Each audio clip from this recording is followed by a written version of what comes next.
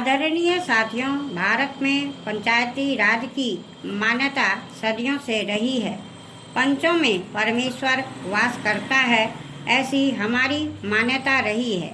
वेदों में कहा है कि 5 व्यक्ति समर्पित रूप से मिलकर यज्ञ को पूर्ण करें। स्वर्गीय राष्ट्रपिता महात्मा गांधी जी की मान्यता थी कि भारत की आत्मा गांव में बसती है।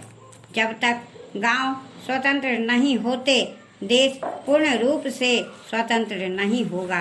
गांधी जी के अनुसार सच्चे लोकतंत्र का परिचालन केंद्र में बैठे 20 व्यक्तियों द्वारा नहीं कराया जा सकता है। इसका क्रियान्वयन प्रत्येक गांव के निवासियों के माध्यम से ही होना चाहिए।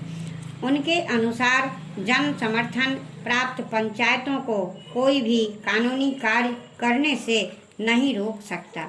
गांव का प्रत्येक समूह या उस समूह के सदस्य अपनी पंचायत बना सकते हैं, चाहे भारत के अन्य गांव में पंचायतें हों अथवा नहीं हों। गांधी जी की यह मान्यता थी कि हर अधिकार कर्तव्य से ही मिलता है। ऐसे अधिकारों से कोई भी वंचित नहीं कर सकता। पंचायत लोगों की सेवा करने के लिए है तथा भारत का हर लोकतंत्र इकाई गांव ही है। भारतीय संविधान के अनुच्छेद 40 में पंचायती राज के संबंध में अंकित किया गया है कि राज्य ग्राम पंचायतों का संगठन करने के लिए अग्रसर होगा तथा उनको ऐसी शक्तियां और अधिकार प्रदान करेगा जो उन्हें स्वायत्त शासन की इकाइयों के रूप में कार्य करने योग्य बनाने के लिए आवश्यक हो। इस उद्देश्य से प्रेरित होकर भारत सरकार ने पंचायती राज व्यवस्था को सुदृढ़ करने के लिए समय समय पर कदम उठाए हैं। 2 अक्टूबर 1952 को भारत सरकार द्वारा ग्रामीण विकास हेतु सामुदायिक विकास कार्यक्रम प्रारंभ किए गए। इसके अधीन स्थानीय विकास हेतु सरकार द्वारा विकास खंडों को अनुदान राशि दी गई। भारत सरकार ने देश के ग्रामीणों का सर्वांगीण विकास करने हेतु पंचायत राज संस्थाओं के संबंध में 1957 में बलवंत राय मेहता समिति का गठन किया। इस समिति ने सिफारिश की कि विकास से संबंधित समस्त कार्यों को पंचायती राज संस्थाओं को सुपुर्द कर दिया जाना चाहिए। समिति की सिफारिश के अनुसार ग्राम स्तर पर ग्राम पंचायतें पूर्णतः निर्वाचित हों। इनमें 2 महिला अनुसूचित जाति व अनुसूचित जनजाति का प्रतिनिधि मनोनीत हो। ब्लॉक स्तर पर पंचायत समिति विकास के समस्त कार्य हाथ में ले। ऐसी व्यवस्था है कि पंचायत समिति धीरे धीरे एक सक्षम प्रजातांत्रिक संस्था के रूप में कार्य करे। जिला स्तर पर पंचायत समिति में समन्वय रखने हेतु प्रत्येक जिले में जिला परिषद का गठन हो तथा उसमें सांसद, विधानसभा सदस्य भी सदस्य रहें। भारत सरकार द्वारा बलवंत राय मेहता समिति को सिफारिशों को स्वीकार करते हुए राज्य सरकारों को निर्देश दिया कि ग्रामीण क्षेत्रों का विकास करने हेतु पंचायती राज व्यवस्था शुरू की जाए। राजस्थान सरकार ने देश में सबसे पहले 2 अक्टूबर 1959 को नागौर में दीप प्रज्वलित कर त्रिस्तरीय पंचायती राज व्यवस्था आरंभ की। यद्यपि राज्य में ग्राम पंचायतें पहले से थी, ब्लॉक स्तर पर पंचायत समिति व जिला स्तर पर जिला परिषदों का गठन किया गया। वर्ष 1960 में प्रथम चुनाव हुए। आदरणीय साथियों, कई सरपंच निर्विरोध चुने गए।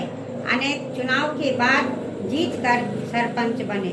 ग्राम पंचायतों के सरपंच ही पंचायत समितियों के सदस्य बने एवं उनमें से प्रधान व उप प्रधान अप्रत्यक्ष रूप से निर्वाचित होते रहे।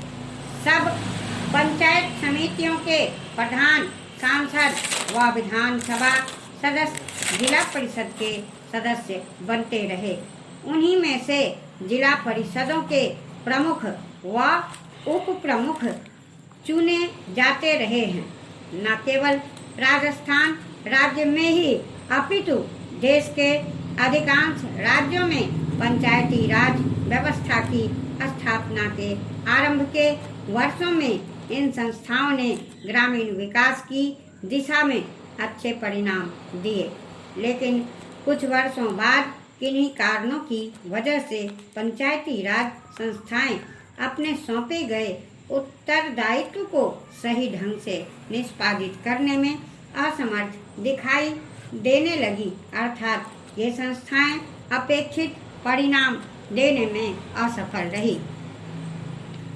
साथ ही अधिकांश राज्य सरकारों ने पंचायती राज संस्थाओं के चुनाव में भी अधिक रुचि नहीं ली।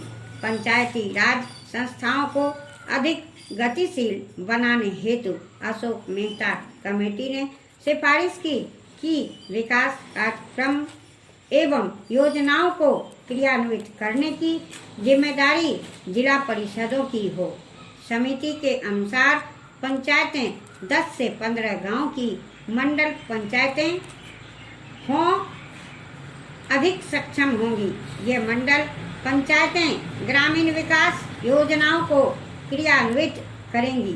साथ ही समिति ने पंचायती राज संस्थाओं के चुनाव मुख्य निर्वाचन अधिकारी से करवाने की सिफारिश भी की।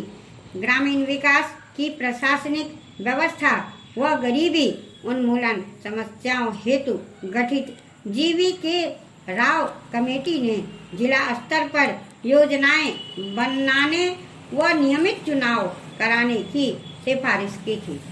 देश की पंचायत राज व्यवस्था को सुदृढ़ व पुनर्जीवित करने हेतु गठित डॉक्टर लक्ष्मीमल सिंघवी कमेटी ने ग्राम पंचायतों को अतिरिक्त वित्तीय साधन देकर अधिक सक्षम बनाने पर बल दिया तथा साथ ही पंचायती राज संस्थाओं को संवैधानिक मान्यता दिए जाने पर भी विशेष बल दिया।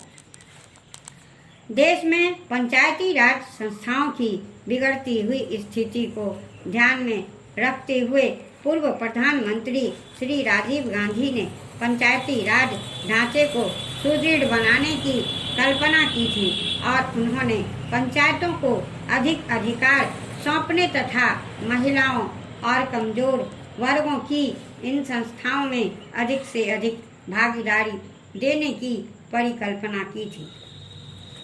हमारे वर्तमान प्रधानमंत्री के प्रयासों से अब यह संभव हो पाया है कि इस संबंध में शुरू किए गए प्रयासों तथा राष्ट्रपिता महात्मा गांधी जी के ग्राम स्वराज के स्वप्न को साकार बनाने की दृष्टि से संविधान में 73वीं संशोधन की कुछ महत्वपूर्ण बातों का जिक्र करना चाहूँगा। पंचायती राज संस्थाओं को प्रथम बार संवैधानिक दर्जा दिया गया। सभी राज्यों में पंचायती राज की त्रिस्तरीय पद्धति लागू की गई, लेकिन जिन राज्यों की जनसंख्या 20 लाख से कम है वहां बीच के स्तर की इकाई गठित करने की मर्जी राज्य सरकारों पर छोड़ी गई है। ग्राम सभा को वैधानिक दर्जा दिया गया। हर 5 वर्षों में अनिवार्य रूप से चुनाव होंगे। चुनाव की व्यवस्था एक स्वतंत्र चुनाव आयोग करवाएगा। महोदय, भारत जैसे बहुभाषा भाषी देश में जहां विभिन्न भाषा परिवारों की 1652 भाषाएं बोली जाती हों, अष्टम सूची के अनुसार भी देश की 18 प्रधान भाषाएं हों, खान पान, वेशभूषा, रीति रिवाज आदि की दृष्टि से भी एक प्रांत दूसरे प्रांत से बहुत भिन्न हो, वहाँ देश की अखंडता को बनाए रखने के लिए सबसे अधिक आवश्यक यह है कि संपूर्ण देश के